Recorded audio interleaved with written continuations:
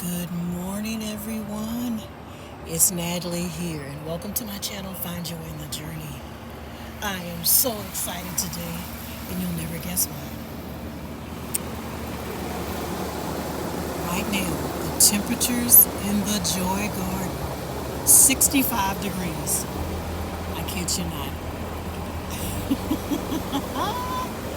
I am so stoked you wouldn't believe.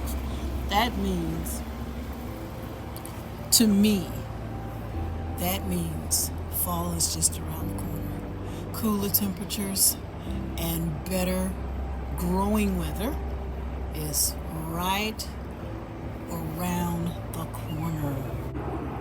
Everything looks nice and healthy, and I'm sure a lot of these leafy greens over here, they're enjoying this cool weather.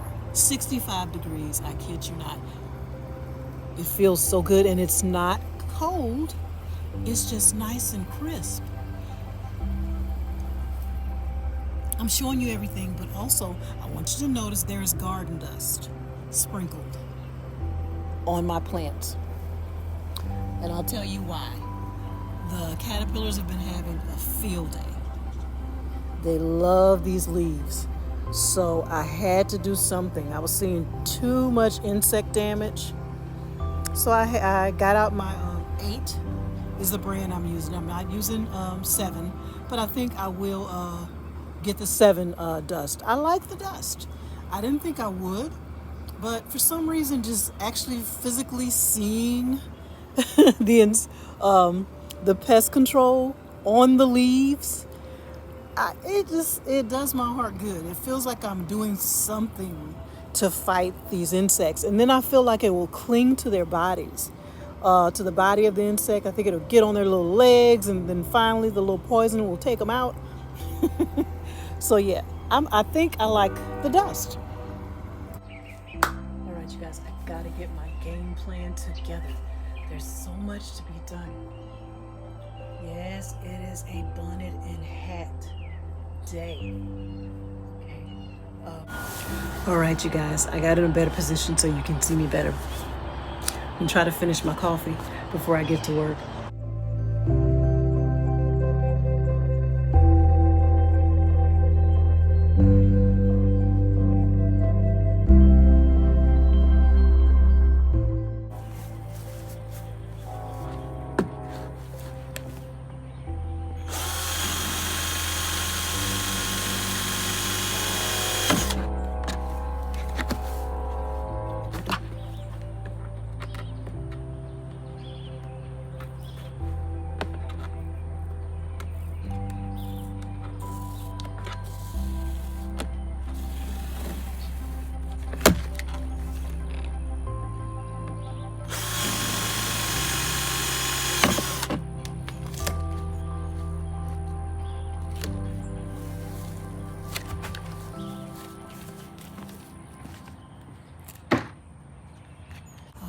You guys, I have 2 more 20-gallon containers ready, and these 14-gallon containers here, I get these from Home Depot. I like the fact that they're dark in color. They're black, which that's perfect because it helps to retain heat. Now those containers, they're going to work just fine. They are deeper than I like, but they're perfect for things like potatoes, the sweet potatoes and the regular potatoes. They're nice and deep, and I don't fill them all the way. Trust me, that's way too much soil in one container. But I like these 14-gallon containers because they're somewhat shallow, and it's perfect for the brassicas. It's perfect for, you could fit at least 2 cabbages in there. Maybe 3 broccoli plants. I'll just give you an example. That may not even be what I put in that container, but I like the fact that they're dark because that helps retain heat in the soil, and also that they're not as deep as like one of those 20-gallon containers. Also, with the color of those containers, I'm not worried about the color. They were on sale.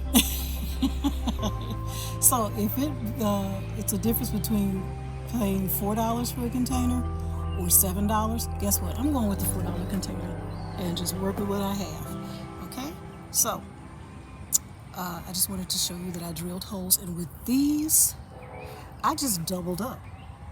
Okay? I just left the two containers together, so I drilled the holes simultaneously. See? And they're fine. Now these, of course, I didn't want to double up with these. I didn't want to screw up, so. But I put enough holes in those, and I also like to do a little additional side hole just in case, because sometimes we have those really heavy rains where it rains continuously, and I just want to make sure there's enough drainage, but I don't want to put too many holes in there. So, just wanted to show you that. Okay, you guys, it's a win some, lose some type of day. I wanted to salvage this, my very first compost bin. I started this last year, but it is infested with ants. An ant mound grew inside the compost bin, and I cannot control it. I've tried several different techniques, and so it's a loss. But I have another compost bin over there that is absolutely perfect. I got the right mixture of greens, browns, kitchen waste. It's perfect, so I'm not gonna fret about this one. It's kind of bittersweet because, like I said, this is what I started with, but that's okay. And I hate to lose all that good compost, but as you can see, it's crawling with ants. So I'm gonna go ahead and put that down at the street, let them take that away. This is the area where the compost bins were. Okay, I'll tell you another thing about a compost bin area. The bottom needs to be just ground. No type of landscaping fabric or whatever you need. See that surface? That was perfect. Insects could come and go as they please. This had a lot of little worms in there, and they would work their way into the bottom of the compost bin. And that's where my really good compost bin was. As you can see, the area is nice and clear. I moved it. I might move it back, but see, this area needs to be maintained first. Look at this. Over here, that's where the bad compost bin was. It was cracked. If you see that material there, that's the little the ant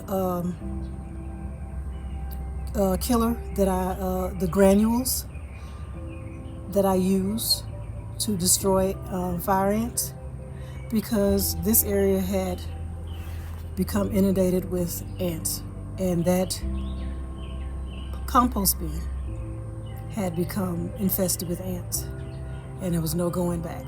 I tried.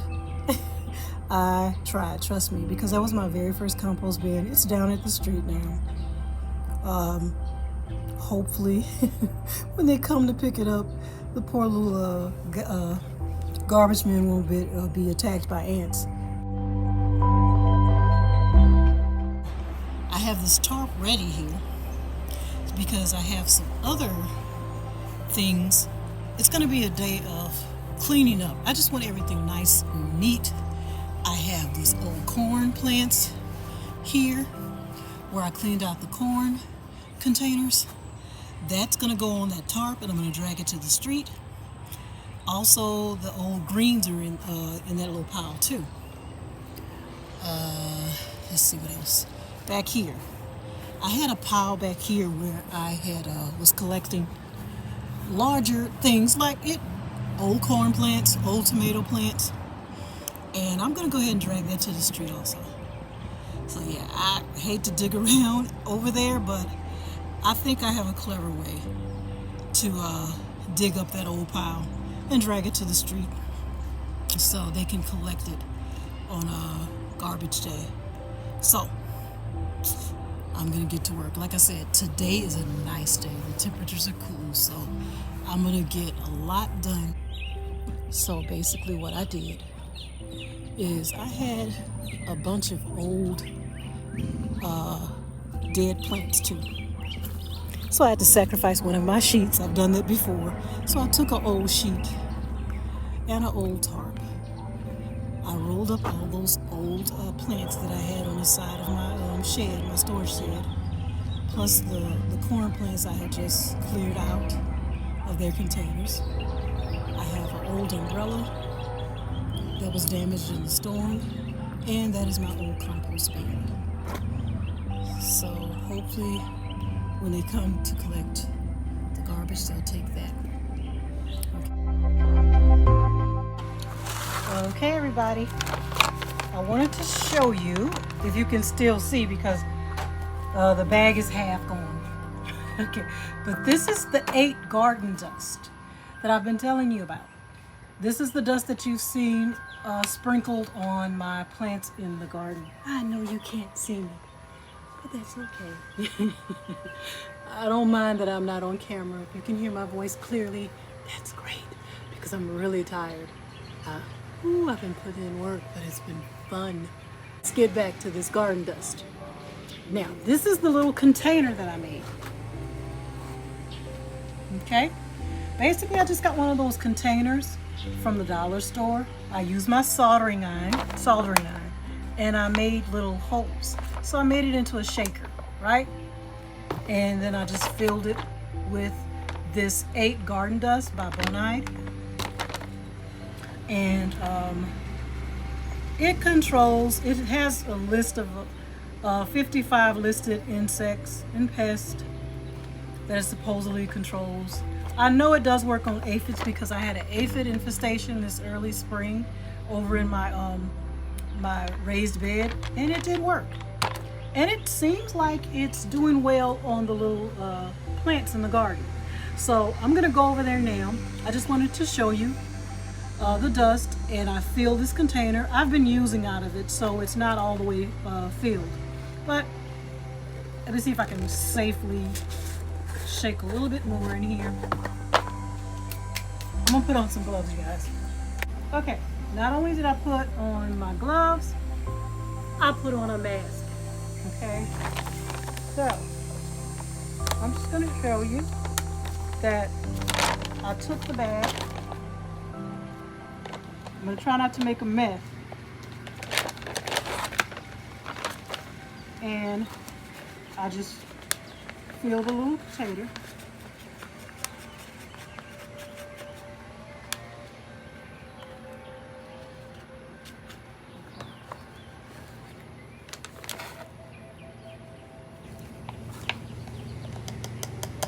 I got one of my little spoons in there. I guess I left it in there from last time.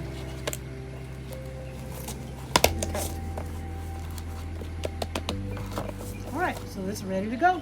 I'm going to go and just apply it to some of the plants in the garden.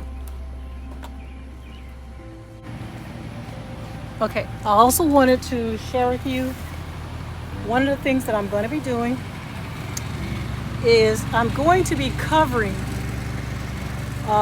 some of these plants with insect netting. I hope you can hear me. If not, I'll take this out. Okay.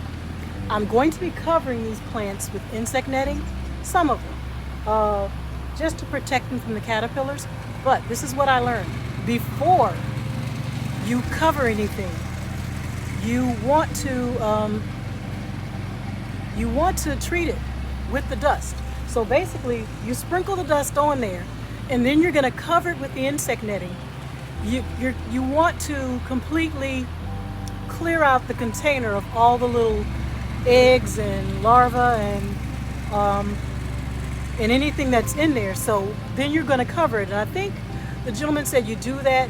I learned it from a YouTuber. And you do that for about a week.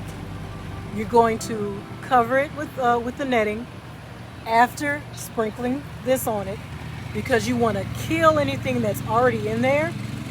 And you are covering it so nothing else will come in the meantime. So it's like, it makes sense. If I treat this and then I'm going to cover it, anything that's in there is going to die off, and I'm not going to allow anything else to go in. And you do that for at least a week, for the first week. So basically you're just going to sprinkle it on like this. I hope you can hear me. Oh, I lost my mask. We're not gonna worry about that. Just like this.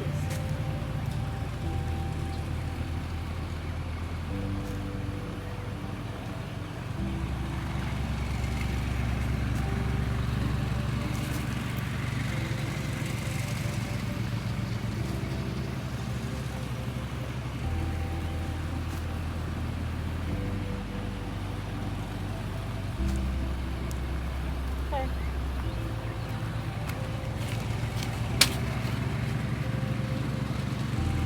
I'm trying not to do the lettuce because I want to harvest some of this today.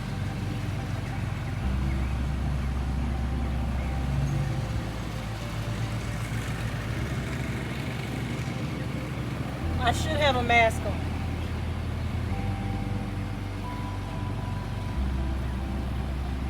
Okay, but I do have my gloves on.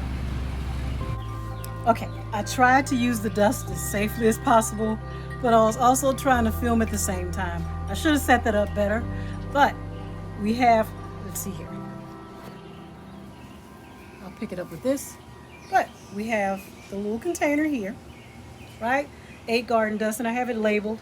You saw the bag over there. I can bring it closer so you can see it. There you go. And I hope you can hear me because I did take out my earbud. Okay? So, and it just has a whole list of bugs on here that supposedly this will kill. All right?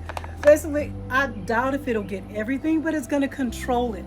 And sometimes anything you do to be proactive is better than not doing anything at all. To be totally honest, I have a plant that I just cut down. It's a tomato plant. And it was just, I was so overwhelmed with how many times this particular plant was attacked by hornworms, the leaf-footed bug, the stink bugs, the leaf-footed bug, the little nymphs. It just completely demolished this plant. So I just gave up. I honestly stopped fighting and just let it take the plant. So now it's at the street for the garbage man to come pick it up. It's garden waste. So that's what I'm doing now. Today is a very nice day and I've got a lot of work done. It feels so good because I feel like I'm moving closer to my goal of being ready for my fall garden. In October is when I really start. This is just the tip of the iceberg. In October is when I really start planting different things. I have some things going now that will be safe with the temperatures that are present right now. Right now we're having really nice weather in the 80s, and earlier today was in the 60s. I'm not sure, it's probably about 70 right now because it is so nice right now and it's pleasant, and I've been doing a lot of work. I've been getting rid of old plants, taking them down to the street. I redid my compost bin because I lost one compost bin to ants. Took that down to the street for the garbage man to collect, and I still have one compost bin that's doing wonderful, absolutely wonderful. So I'm happy about that. So I just wanted to show you how I learned to use the garden dust. To reiterate, basically you're going to sprinkle the garden dust directly on the plants, and I'm going to cover these with insect netting, but it's basically you're treating the plant before you cover it because you want to kill any insects that are already living in the soil or on the plant, and then you're going to cover it so more bugs can't get in, right? If it gets wet or if it rains, you have to reapply it because it washes off.